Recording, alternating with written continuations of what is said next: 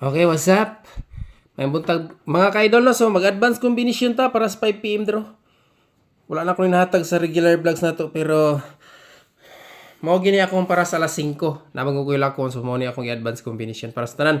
Sa gusto lang mo sabayan niya, then i-comment niyo kung sino nakagawa sa alas 2. Okay, paki-like ug share muna sa atong vlogs karong hapuna, no? So March 19, 2025, advance combination para sa 5 PM draw.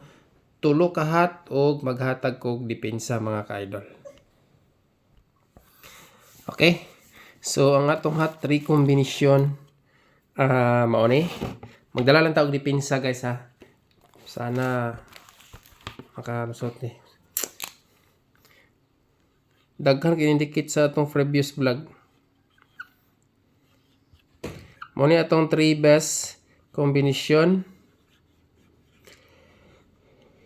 Dayon natay duha ka combination depensa.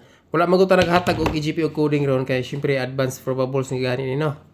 Okay, so ang atong pinakahata ni mga ka-idol kani. Og kana. Okay? So maghatag pa ko og depensa ha. Stipot lang mo diha. Ang atong pinaka the best depensa naaghapon ni siya 5. Pila ka combination na to na 5 dire. Isa, no? So 4 og 5 ang og 3 possible ang atong bantayan ani nga magkuyog 4 5 o 5 3 mga ka-idol. So mo na sila ato ang dili kumpiyansaan kay basig magkuyog.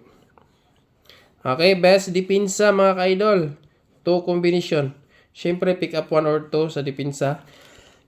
Focus sa atong high bid sa pinaka the best bet. Okay, so good luck sa mga musabay 5 PM draw mga ka-idol. Thank you.